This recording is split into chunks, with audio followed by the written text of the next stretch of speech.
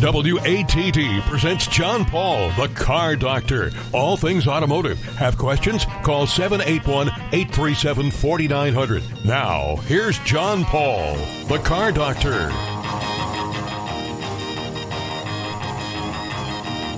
And good Sunday morning, everyone, and welcome to another edition of the Car Doctor program on 95.9 WATD. I guess this is our first new program of the year. I think I guess that's so, about right. Yeah, we did New Year's Eve last week. Yeah, that's right. Yeah, so welcome to 2024.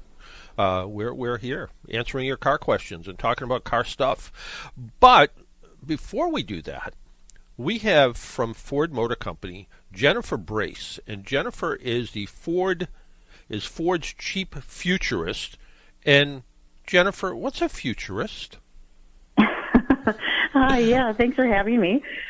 So what I do is I spend a lot of time paying attention to what's happening in the world, looking at trends, looking at things often well outside of automotive to help internal teams consider the environment we'll have to operate within moving forward. So often what I say is, we're helping teams think about a future that feels unpredictable by helping them prepare for multiple versions of what might happen.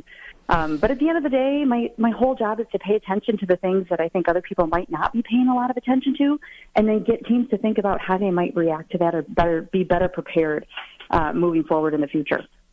Can you give us an example of something that you maybe looked at that became something real relative at Ford Motor Company that, that I guess really secured your job in one way? Sure. So, the interesting thing at Ford, we've had a department within Futuring for almost 20 years now. And what we've done is we have forced Ford to look at multiple scenarios of what the future might hold. And if we go back many years, as early as 2004, we were looking at different scenarios. And one of those included financial decline, what happens if there's a big bust, which of course did happen with the financial crisis in 2008. I will say that was one of four scenarios that we looked at when we asked teams to consider different futures. But I would say that was a big win, the fact that we had teams thinking about that well in advance of it happening so that we had a plan. So even if teams say, I don't really know if that's what's going to happen, we say, that's okay, but let's have a plan in place just in case. Let's force them to think through different futures so that they are prepared. Instead of trying to predict, we ask them to be prepared for multiple versions. Can I call you next time I make a stupid move with my 401k, maybe before I do that? Yeah, I love that. I've had people ask me, so how do you invest? It feels like you guys would be great investors. And I say, doesn't it though? Doesn't it feel like we would be? And I can't proclaim to being that great at it at the stock market. Well, part of the thing is that, and I think COVID really affected this a lot, is people have been working at home a lot more. Some offices, our office for instance, is kind of a hybrid now, sort of going into the office a couple days a week. At your position at Ford, how have you looked at lifestyle changes and what people are willing to maybe accept or push back on when it comes to how they conduct their day, I guess? Yeah, so COVID, of course, has had a lasting impact on a lot of different elements of our lives. And so we do an annual trend survey. This is the 12th year that we have been doing it, and we just put the data out. You can find it at FordTrends.com.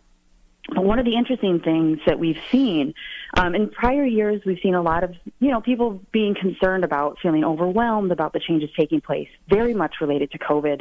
However, not solely because of COVID, because we've been feeling that way for quite a while. But we do continue to see things like feelings of overwhelm, feelings of anxiety, mental stress kind of continuing to increase, especially in younger generations. And what we saw this year in the survey was people are saying, you know what, there's a lot of there's lack of stability around me, and I recognize that. It's almost like an acceptance of it. And by saying that I see that this is happening, so what I'm going to do in response to that is I'm going to focus on prioritizing myself. And that's what we saw loud and clear this year, is that people wanted to put themselves first. They wanted to prioritize relationships with others. They wanted to even prioritize taking care of themselves over a promotion at work, for example. So often bringing into question kind of our traditional markers of success and things that that in the past we would have said, of course they're going to be going for that. People have said, a more stressful job just isn't worth it. So those are, to me, that was a surprise. One of the big surprises in the numbers was we asked people if they would be willing to take a 20% pay cut in order to increase their quality of life. And 20%, of course, is not a small number when we talk about a pay cut. 52% of employed people across the world said that they would do it. 52%. It's huge. That is huge. I don't know that I would do that, but yeah. Well, and I'll be honest with you. When we asked the question, there was a lot of internal debate on the team, like how we would want to ask the question and how big should the pay cut be. And I'll be honest, we were not anticipating that number of people to say that yes, they would be willing to do that to increase their quality of life. But I think it does go back to, as you were saying, people have. Some of their perspective has shifted throughout COVID, and what their expectations are, how they want to set up their life, and what they're willing to do. Is we're seeing changes. We're seeing more demands, particularly from younger generations, saying that it's not worth it. And I remember back, it was probably a dozen years ago now, it was either the New York or Detroit Auto Show. Bill Ford was there, and he said, Ford Motor Company is not necessarily a car manufacturer anymore. We're a technology company.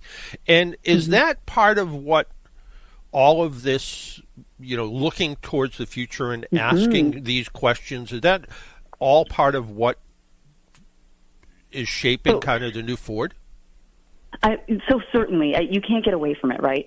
Technology is part of everything that we do, and including when we looked at our survey this year, we knew we had to ask a lot of questions about AI.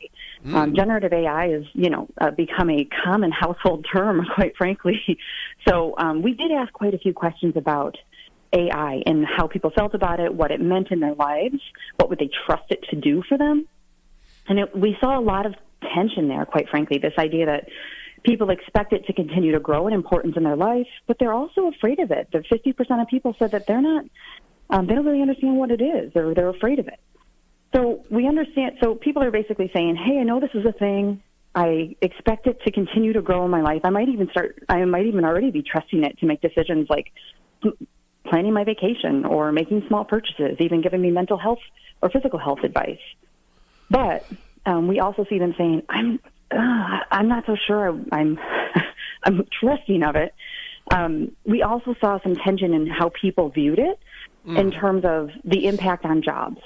So this is one that I thought was really interesting when we asked people, do you think AI is going to cause job loss for others? And 68% of people globally agreed. So about two-thirds said, yep, I think it's going to cause job loss for others. And then we asked if it would cause job loss for them. And then we saw the numbers drop to 39%. This idea that it's going to happen to other people, not to me, is particularly interesting, right? There might be some, some of that, it's never going to happen to me, that perspective, which... I'm too important. It can't happen to me. Yeah, exactly. But everyone else should watch out. So I always find data like that is particularly interesting, right? Especially when people say that they don't really understand it or they're afraid of it, but then they're worried about it for other people more than themselves.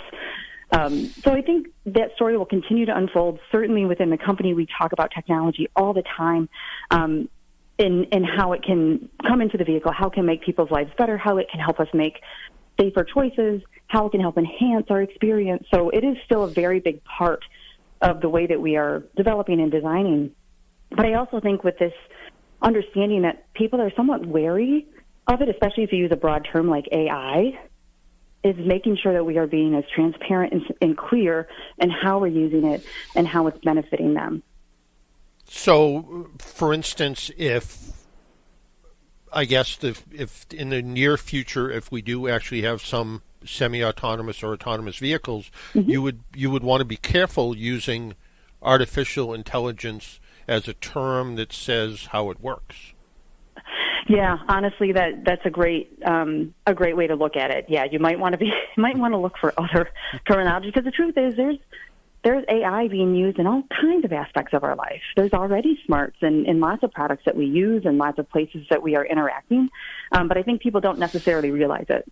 Every time that ad is just a little too spot on, every time your Google search is particularly attuned when you've only put in one or two letters, that's because of AI. That's because it's taking some of the data that you've already provided it, and it's making some predictions on what you need.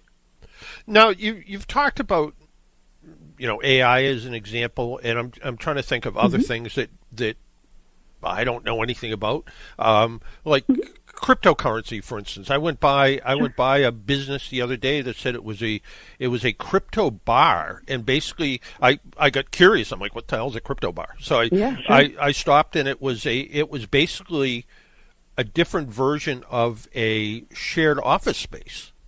And it was a place where you would go and you'd set up, and you could either do crypto or you could do web design or whatever the case is, but you do it all within this, what they called a crypto bar.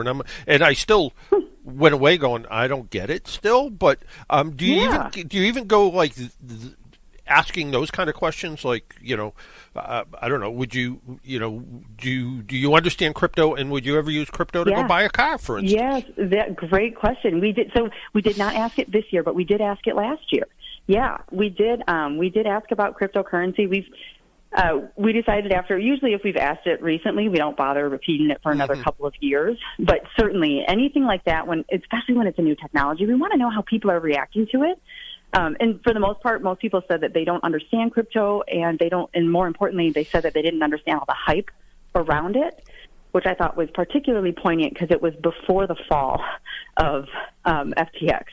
So it was before some of the crypto kind of implosions that happened. So I thought there was some interesting timing on it last year with the way that the data was kind of shaping up. But I love that you pull that out as an example, because those are the things that both myself and my team will look at that might surprise some people from an automotive company, right? Like, why do you care about crypto? But you made a great connection there in saying, oh, well, should we be considering it for purchasing vehicles or something? Is this going to be a new currency? But that is a lot of what we do, is kind of paying attention to all the things outside of automotive that might come back and impact our business or the environment that we're operating within, that might have some impact on how consumers are acting and how their behaviors and values might be shifting.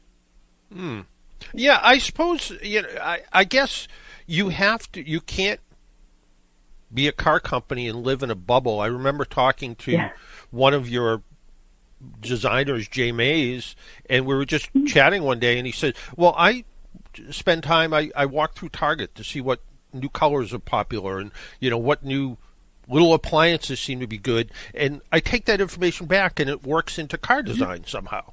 And I kind of said, well, I don't do that at Target, but it's good that you do that, and the idea that you take a line off of an appliance or something, and go, that line could also serve as an arch for a wheel opening, or however designers think is always amazing. But when you look at all of these things, whether it's you pointed out that people are willing to take a 20% pay cut to live a better personal life, does that also go into the car in such a way that maybe that car interior becomes, and another car company did it years ago, became your own little sanctuary, but it could also be, okay, you're going to take a cut and pay to become a better, more relaxed person. Do it in the car. You got it exactly. So we'll look at something like that, and we might share data like that with our HR department and say, hey, let's keep this in mind. People think it's really important. Might it change maybe the benefits packages we're offering?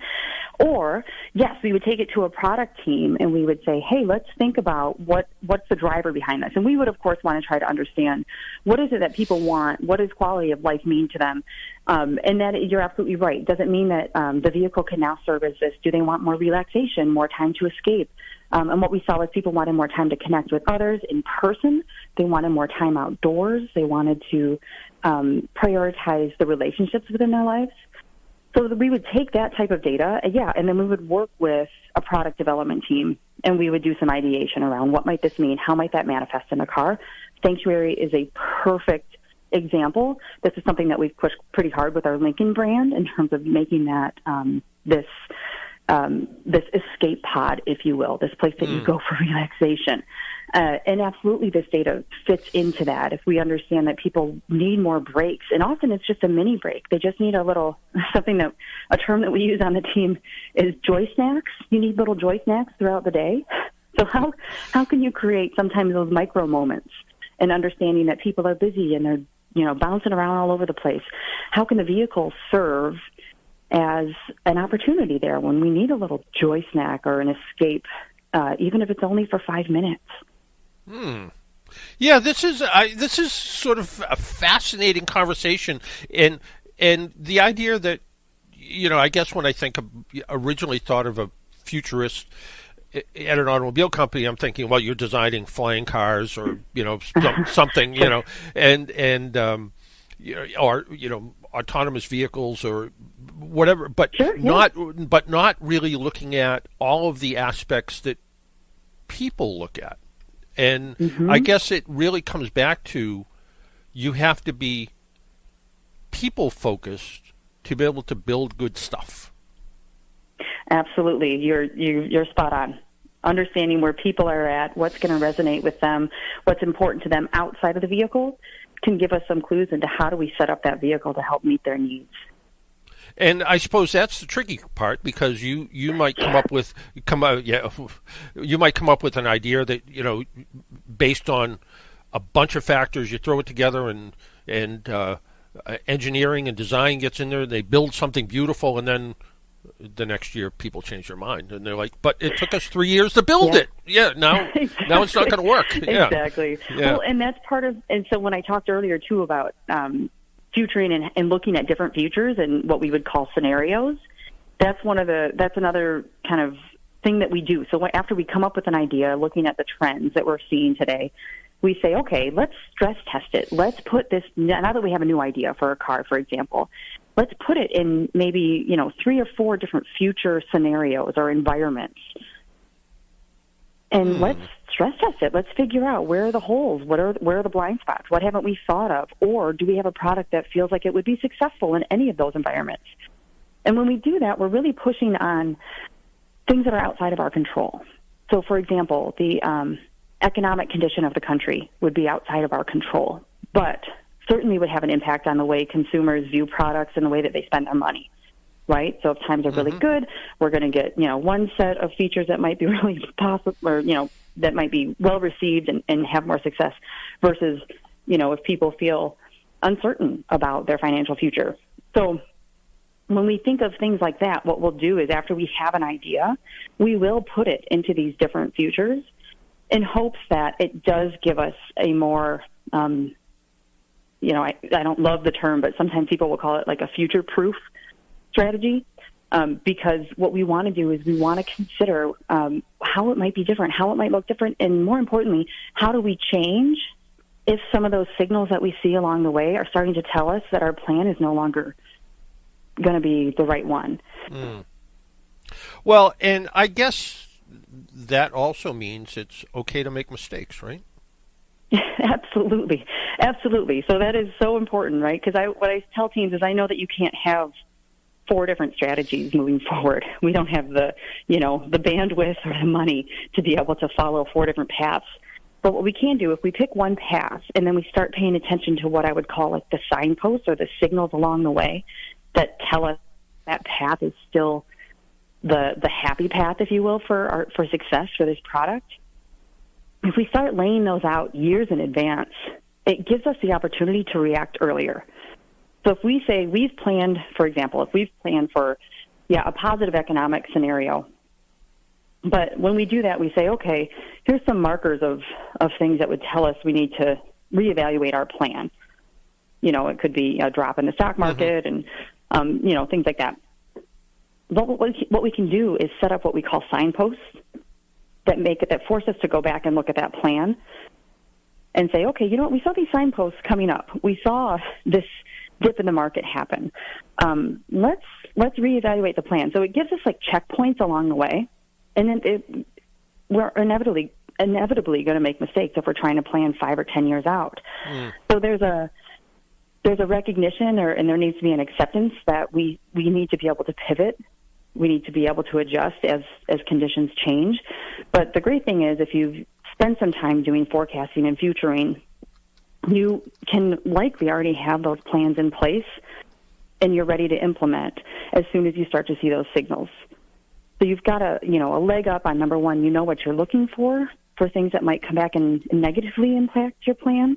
And then you've already thought through what would plan B be. So you've already got that plan in the back of your pocket on how might we pivot if we need to. And I guess like all companies, you probably have a plan 10 years ahead, or and I remember years back I read about a Japanese electronics company. They had 1,000-year plan. And I was like, how do you have a 1,000-year plan? And is however they have it written out, whatever technology is being saved on will not be readable. That's right. Exactly. Yeah. It's sort of like I think the and I always have the name wrong, but it's like the Museum of Sound in DC. They were trying to figure out where to put when the astronaut said, one small step for man and all that stuff, what kind of media do we put that on? And they finally decided to put it on essentially records. And somebody said, records? Why are you putting it on records? And they said, well, because, cassette tapes are gone, DVDs are gone, flash drives will be gone at some point. But a record, you can play a record with basically a cone, a pin, and a stick. And you can get sound out of it still. So in a million years, somebody's going to still figure out how to get sound out of a record where they're not going to be able to do it with maybe a flash drive or something. And I always thought that was kind of interesting. And exactly, throwback. Yeah. So I guess when you look at these things, and someone once told me that there's no better way to be called a false prophet than put an actual date on something. So when you're looking at trends, do you ever put dates on it? Do you ever say that in the year 2027 there'll be no red cars because everybody's going to hate red in 2027? So we try to avoid that as much as possible. We always say that we don't predict, we prepare. Yep. Teams for the future. That being said, if we are doing scenarios, we do tend to put a year on it because otherwise people struggle to wrap their head around it. And it helps us to project out, like, what is 3 years from now? How is that different than 5 or 10 years from now? But the truth is, what we tell teams is, even when there is a year on it, we ask them, do not get hung up on that number, because some of this stuff will happen sooner, some of it will happen later, some of it will not happen at all.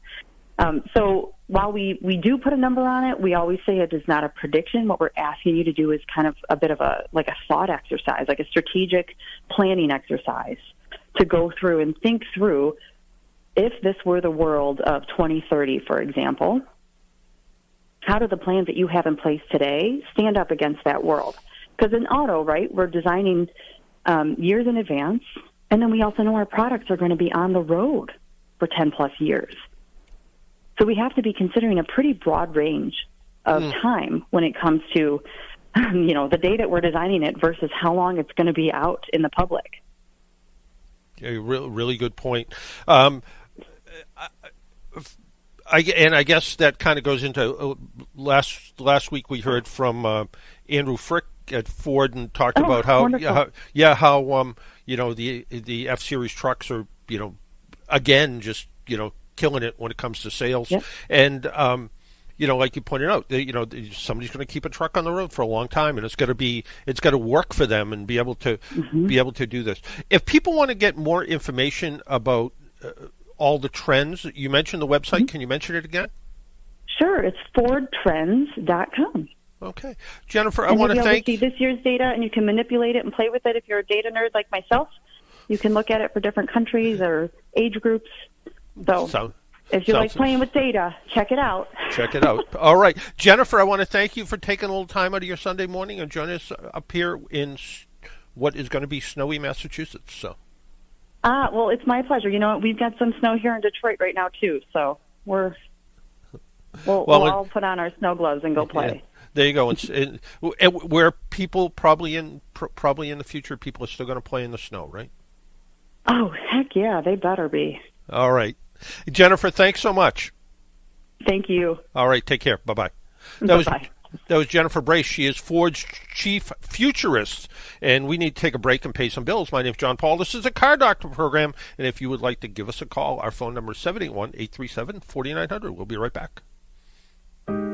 AAA is with you at every moment in your life. They have 24-hour-7 roadside assistance, which covers you in any car you're driving or riding in, even a rental or your friend's wheels. They have great member rates on home and auto insurance, savings on travel, hotels, and rental cars, and discounts on hundreds of your favorite brands. You're covered on and off the road. Learn more at aaa.com/join.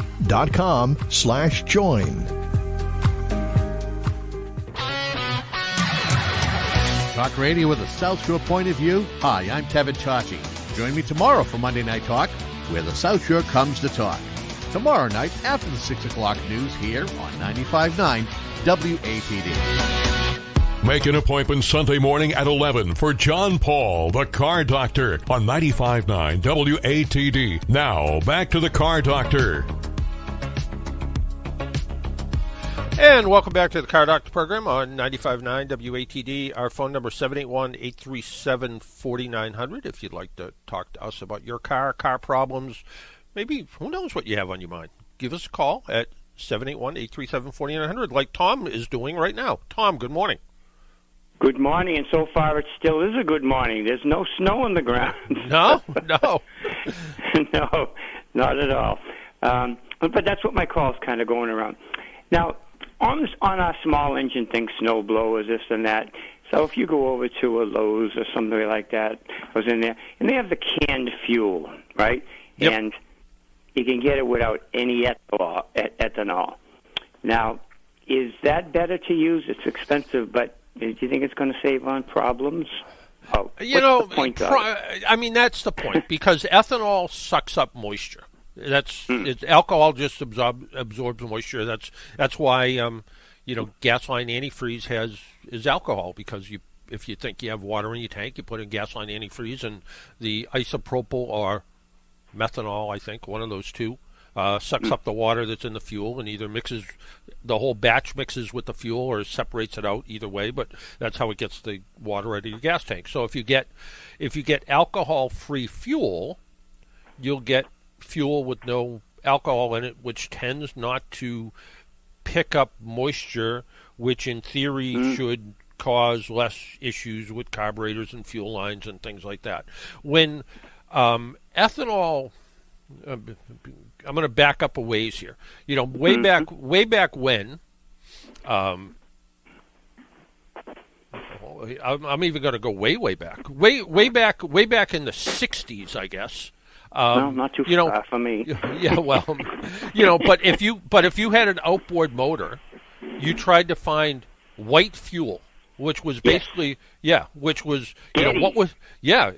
and that's what you would use. That's what you would use in your outboard motor, because it didn't have lead in it, I guess, or something. It didn't have something in it. Yeah, where everything had where everything had lead in it, and then. Right.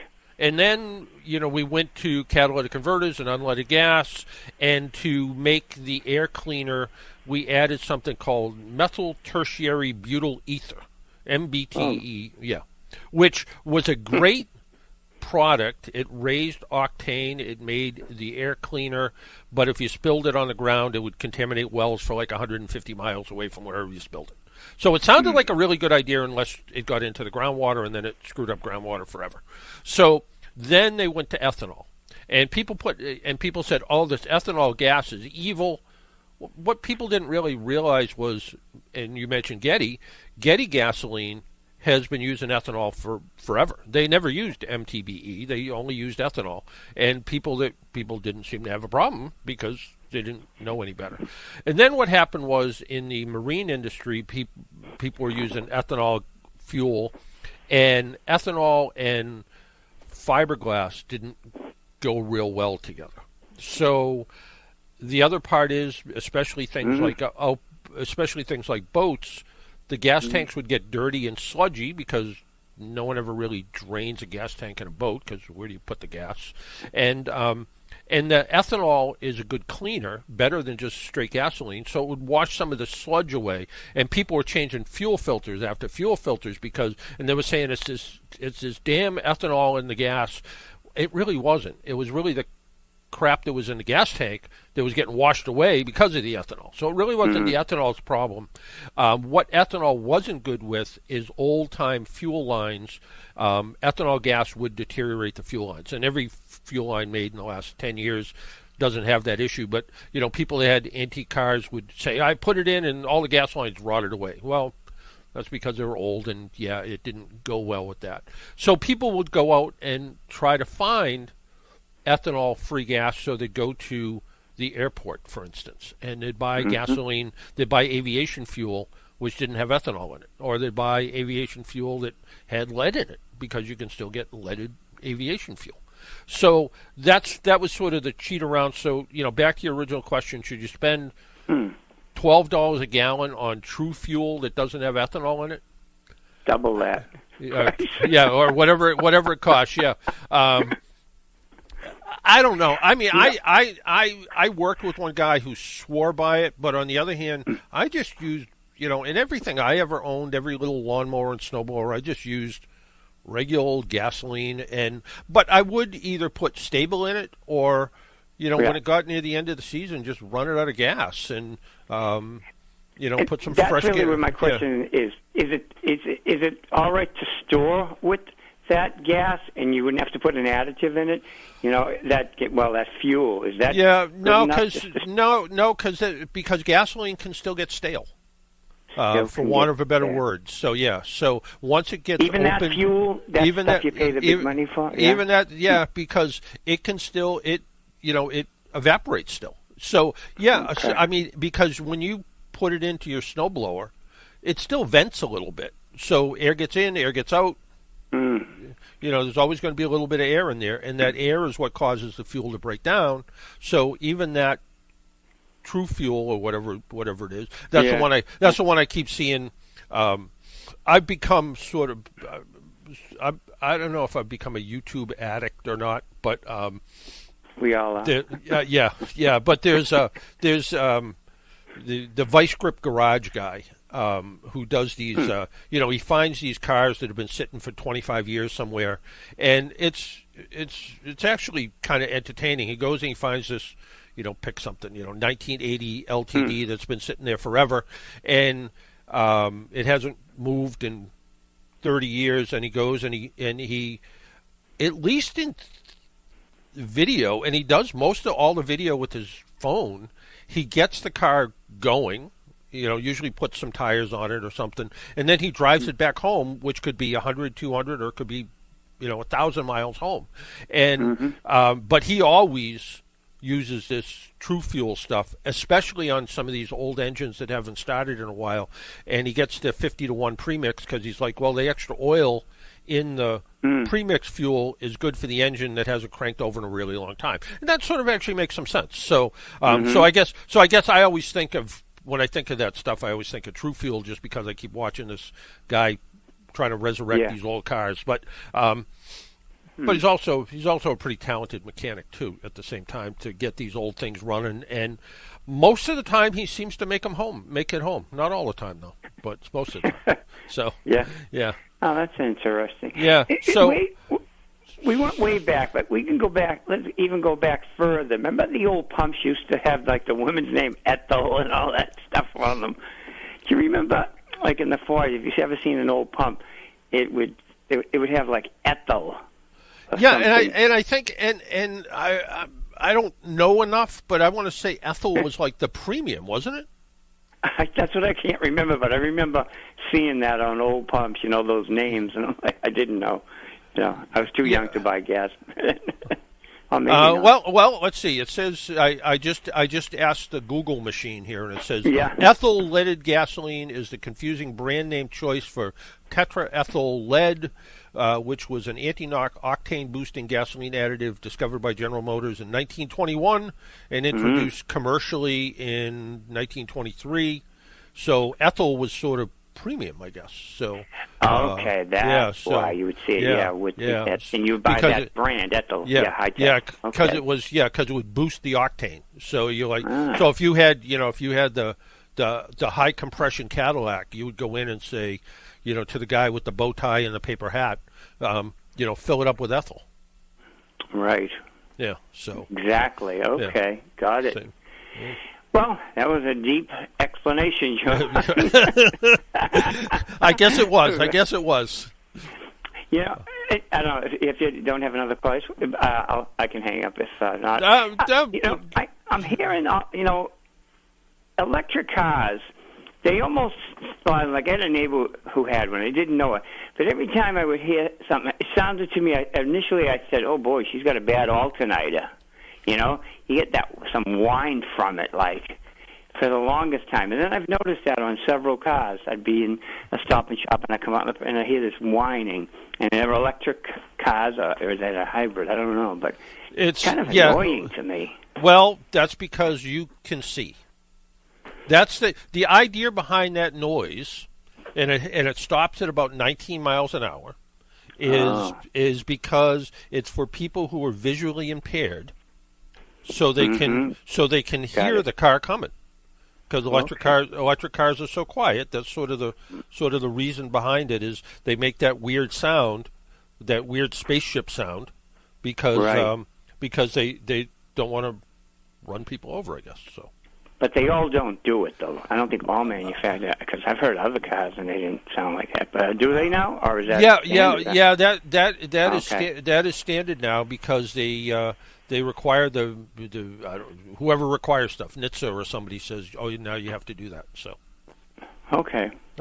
Hey, all right. Thank you. All right, John, are you shoveling or not? Are you in warmth? Well, I'm where it should be warm, but I have to tell you, I've been here for 8 weeks now, and I have seen the whoever called it the Sunshine State lied, because it has been more cloudy and overcast and rainy than it's right now. It's, I mean, I guess it sounds good, but right now it is cloudy, overcast, and about 61 degrees. So. Wow! But on the other hand, I haven't worn socks since I got here. So there you go. All right, John, all right. Have a great day. All right, yeah, all right. You. Take care. Bye. Bye. Our phone number again, 781-837-4900. If you have a question, I'll try to make the answer shorter than that one, maybe. Jesse, was that a little too long? Was that a little too long an answer? No, it was perfect. No, we have Robert from Tingsboro. All right. Well, let's see if we can do a shorter answer, maybe. Robert, good morning.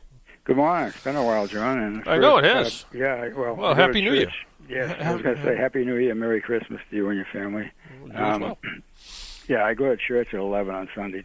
Today with 10 or 12 inches of snow, no church, so I figured I'd take it. There you go. All right. Yeah, I do have a kind of an update on the Maverick. Okay. Mechanically, it's been fine, but I told the dealer when I made the appointment, it's possessed. It's got all these glitches. Like the first one that started was side view mirror element, heating element. It will come on. It comes on when you start the truck up. You can shut it off or wait 10 minutes. The next thing that started was the delay for the rear camera. I usually go into the settings and have it delayed, 10, 12 seconds, whatever it is. And that shuts itself off on occasion. The real weird thing, when the radio is off, I start the truck up, the radio comes on by itself. I didn't start it. Okay. And it goes from the XM station that I'm on to an AM. And then the final possession, the driver's door will lock without me locking it. The other three don't. So I've got those four bizarre things. And if you don't have the key in your pocket, the proximity sensor doesn't work, so I have to use the keypad on the B pillar to unlock that door. The truck's running fine as far as your normal mechanical issues, but all these electronic things that, I've never been a fan of, and, they stuff them to you. And I'm just, I don't have every technical service bulletin that, Ford puts out, but I just looked real quick on Ford Maverick technical service bulletins, and there is, apparently the sync system, which runs everything in that car, basically, has been, it says various sync symptoms, sync screen flickers, echoes, robotic voice, slow lag, bad Bluetooth pairing. I mean, there's like a million little things that seem to pop up with, no remote start, not able to be scheduled, through the app, and climate control features missing after an update.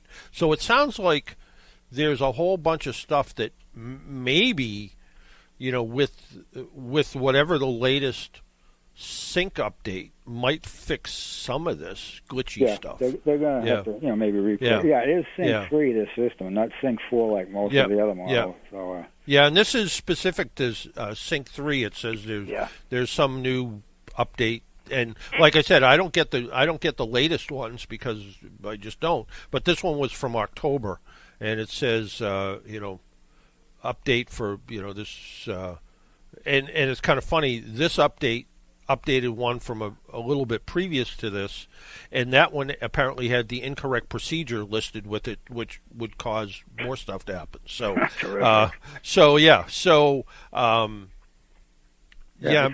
of a nuisance. Everything, everything works. Just it seems to work when I want it to be on. It shuts off, and when I want it to shut off, it's on. So one of the things is like unresponsive touchscreen, for instance, or inoperative infotainment applications. That would be when you're, it switches from XM to AM or something. So it's unfortunately, when you cram all kinds of technology into a vehicle, sometimes, it's like, I turned on, started at about 8 this morning. I turned my computer on to write newspaper columns, and all of a sudden my computer started just flashing for no reason. And it's like, what the heck? And I'm hoping that, it didn't lose what I was working on at the same time. And I'm like, what is going on? And, and the fix is, unfortunately, shut it off, turn it back on, and magically fixes itself. And kind of the same thing with your truck, I guess. Is sometimes you just shut it off, you restart it, and everything seems fine for, a week or more, and then all of a sudden it's like, well, why doesn't XM work when when I have my phone connected or something? Why doesn't XM work the way it's supposed to? And what does one have to do with the other? Well, it all runs through the computer bus that connects everything together, and I guess signals get goofy. I don't know. Yeah. Typical electronics, they say. Go back to the old days.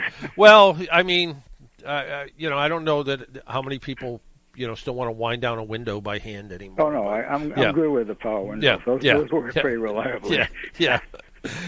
But you're right, and as much as I like, for instance, the premium Hyundai line Genesis, some of their electronics are pretty glitchy in their new vehicles, and they seem to update them quite a bit. So I don't know. Well, it's been good talking to you, John. All right. I'm not sure when the next time will be, but we'll take it easy with 12 inches of snow out there. Yeah, I've got most of it picked up. It's still a few more inches to go, but yeah. Is it light and fluffy or heavy and wet? Yeah, most of it is here. It started out a little wet, maybe an inch and a half was wet, but the rest is pretty powdery in this area. But that's good. But we did lose power for a while, and it's back. So. Well, not a good day to lose power. So no. All right. Okay. John. All right. Take care of yourself. All right. Bye-bye. Bye. Why don't we take another break, pay some bills if you would like to join us, 781-837-4900. When we come back, I got a bunch of questions in this week, and some of them are pretty interesting. And one, I want also, before we take the break, I want to comment, when the news was on, somebody said, up in upper state New York, four-wheel drive is needed because it's so slippery. Four-wheel drive doesn't help. I mean, it does. Four-wheel drive definitely helps. It gets you moving in the snow. It's a little bit to get up my driveway, but it's kind of weird driving a four-wheel drive in my truck. And people forget that four-wheel drive, when it's in four-wheel drive, you don't stop any different, and that's the slippery part. The get moving is one thing, but it's like if you're going 35 miles an hour and you got to jump on the brakes. Four-wheel drive, front-wheel drive, rear-wheel drive, they all stop the same. You're not going to stop any different. Good tires are important more than four-wheel drive, but that's just me. why don't we take that break? My name's John Paul. This is the Car Doctor program. You're listening on 95.9 WATD. We'll be right back. All right. When we come back, we have Tracy from Plymouth and then another John. John accidentally hung up on you. So if you could call us back, John. Nothing personal. I just have fat fingers and I press lots of buttons. All right. All right, Tracy, stay right there. We'll be right back. AAA is with you at every moment in your life. They have 24-hour 7 roadside assistance, which covers you in any car you're driving or riding in, even a rental or your friend's wheels. They have great member rates on home and auto insurance, savings on travel, hotels, and rental cars, and discounts on hundreds of your favorite brands. You're covered on and off the road. Learn more at aaa.com/join.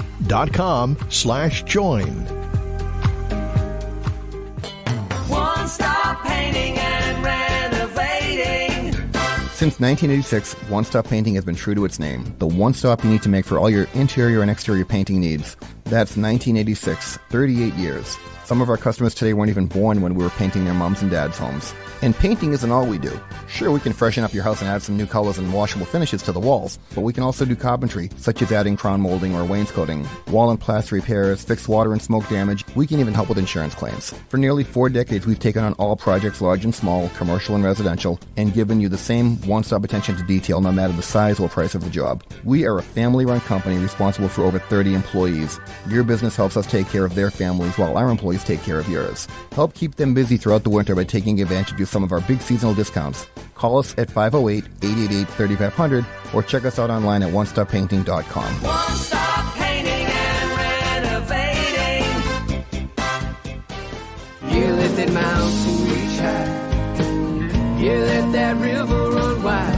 Hi, this is Jeff Nealon. And this is Joe Clapp. And I'm Stephen Davis. We're Humble Roots. Tune into Twilight Showcase Radio. Hosted by Sandy Stride and Keith James. On 95.9 WATD and 95.9WATD.com. And of course, visit twilightshowcase.org. Twilight Showcase, tonight from 8 to 10 on 95.9 WATD. Make an appointment Sunday morning at 11 for John Paul, the Car Doctor, on 95.9 WATD. Now, back to the Car Doctor. And welcome back to the Car Doctor program on 95.9 WATD. Let's go over to Tracy in Plymouth. Tracy, good morning. Good morning. How are you? I'm good. Yes, good. I have a question about my 2014 Nissan Juke Nismo. Okay. When I turn a corner or make a turn, it makes scraping and squeaking noises. Ooh. And I don't know what I should do. It's from the front of the car that I'm hearing this. And does it change at all with like temperature or anything like that? Nope. Stays the same. It started about 2 or 3 weeks ago. Yeah. That I noticed it might have been longer than that. Yeah, I mean, I suspect that there's either an issue with a beginning of a brake problem. How many miles are on this? It's almost 10 years old now, right? Yeah, it's under 100,000. Yeah. I was thinking brakes myself. I know that I've had problems in previous vehicles with brakes, but I never had that kind of sound. Yeah, I mean, the other possibility is there's a wheel bearing that's starting to fail. And when you turn, it puts pressure on the bearing, and the bearing's the part that allows the wheel to spin nice and free. And when if that bearing's starting to fail, it can cause a noise. It can cause a squeak. It can cause a crunching sound. It can do a bunch of different things. So that's it. So I guess the best thing to do at this point is to go someplace where you can have somebody take it for a road test and see what's really going on, but also as importantly is to make sure it's not dangerous too, because if it is a bad wheel bearing or bad brakes for that matter, and brakes can wear unevenly, so you might be starting to hear the beginning of the brakes starting to wear out, and a quick look at brakes might go, oh, they look okay, but you find out that there's an inside and outside brake pad. Maybe the inside brake pad's starting to wear really quick because something's starting to stick a little bit. So it can be a combination of things, but right now I'd want you to get it into a mechanic where they can take it for a ride, and ideally if they could take it for a ride with you, so you can say, no, this is the noise I'm hearing. Hear it now? So they know exactly what you're talking about. That would be the best thing. That's perfect. That is perfect advice. John, thank you so much for answering my questions, and have a wonderful day and a wonderful new year. Happy New Year to you too. All right, take care. Bye-bye. Let's go over to John in Norwood. John, good morning. Morning, John. How are you? Good. How are you? Not too bad. Hey, I started hearing a noise from the serpentine belt of my 99 Maxima about a year ago. And so I took a guess, and I just replaced that idler pulley and bracket. Mm-hmm. But it didn't seem to fix the noise. It was just kind of an occasional groan, kind of a, sounded like, I don't know, maybe a bearing going or something. So a year later, the noise is getting worse, it seems like. And so I take it to my mechanic. He replaces the idler pulley. I still hear the noise, and I think the replacement that I had done, when he showed it to me, he thought it was, pretty banged up. So he thought maybe water got in there or something. But is there some other thing that could be going wrong that could then cause these idler pulleys to fail? Not really, because the idler pulley's job is, back when there wasn't such thing as idler pulleys, you would, if you over-tightened the belt, for instance, you put a big bar on the alternator and yanked up the alternator real tight so the belt was really tight, it would stress out all the bearings. That's why there was actually not that anyone ever did it, but there was a measurement on how much the belt should move, and that would tell you if it was too tight or not tight enough. The idler pulley's job is just to sit there and kind of do that, and it, most everything with an idler pulley has some sort of self-tensioner at the same time. So it would be unusual that there would be something else that's causing it. What could cause it, though, and maybe just try to make sure everything looks like it's running straight and true. In other words, there's no pulleys that are out of alignment with other pulleys. And it really doesn't take much more than, say, 1/8 of an inch if you put a straight edge against all the pulleys and you look and you go, you know what? Back 8 years ago I had the alternator replaced, and when they replaced it, the pulley's just a little bit different shape than the original, or the armature's a little bit bigger and longer, and that pulley's just sticking out 1/8 of an inch more than the other pulleys. Those are the kind of things that can wear out bearings on things like idler pulleys. So maybe. The only thing that's ever been replaced in that whole area is the idler pulley that I put in. Yeah. Yeah, I mean, the other part of it, could it be, like you said, could it be an alternator that's starting to, an alternator bearing that's starting to get crunchy, that's old. Could it be that? Could be. The problem is being able to hear it and figure it out at the same time is sometimes impossible. This may be one of these things that you just have to let it get worse to figure out how to get it better. That's what I thought I was doing, Yeah. I mean, the minute I went in, I was like, well, that didn't fix it. I think I just replaced a perfectly good part, which I probably did. But then when the second one went, it was like, okay, so I'll go to the mechanic. Yep. And the problem is he replaced the same thing, and now I'm basically still hearing a noise that I haven't heard for 20 years. Now I hear it all the time. Maybe it's just my ears. I don't know. Well, I mean, it could be you're more in tune with it, too, which could be part of the issue as well. So. Yeah. I guess, this is one of these cases, time might be the best diagnostic tool. Let it just get a little bit more consistent, and you'll probably be able to find it. Okay? And what's worst case? It really gets loud that it would snap a belt or something? It would have to get really, really, really loud for that to happen. Okay, so obnoxious loud, I'm probably good. Yeah. I think if it's just like, other than that, keep an eye on, and it's the other possibility is there's something behind the timing cover that could be making some noise, but you're not going to know that until you're able to figure out where it's coming from. So, Okay. All right. Thanks. All right. Take care. Bye-bye.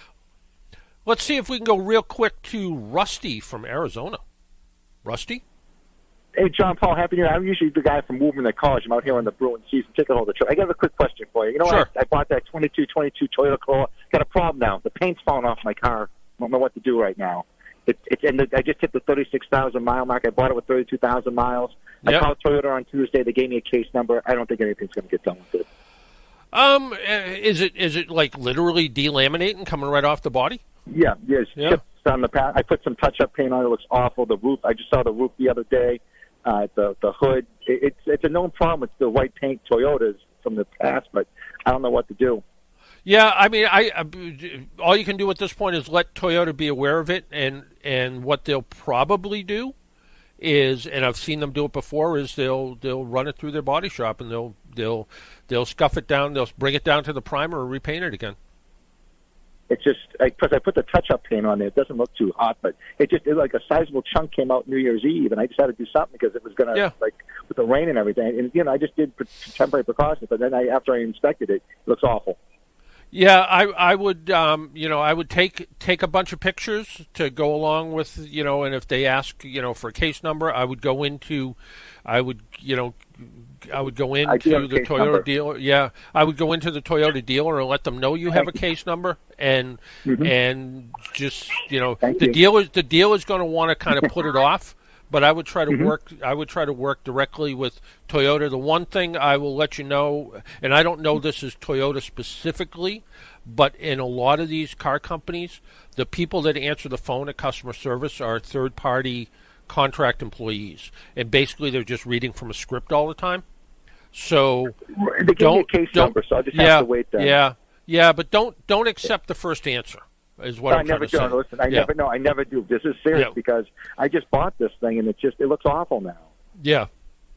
No, I would just I would just keep pushing it the best you can, and if you have to, Toyota still has third-party arbitration, so I would I wouldn't threaten it yet, but I would be that's one of the things, and could this have been repaired somewhere along the line, at the factory or after it was shipped, and is that causing part of the problem? Probably not. It's probably just the paint itself. But again, don't, like you said, don't take the first answer. Keep pushing it, and you'll probably get what you want. Okay. Thank you, sir. All right. Take care. Thank you. All right. Yeah, bye-bye. All right. Happy New Year. Yeah. Well, that music means we need to go. It's about 12 o'clock. Thank you for listening. Until next week, make sure you wear your seatbelt, drive safely, be good to your car, and if you see an emergency vehicle by the side of the road, slow down or move over. It saves lives. Bye-bye.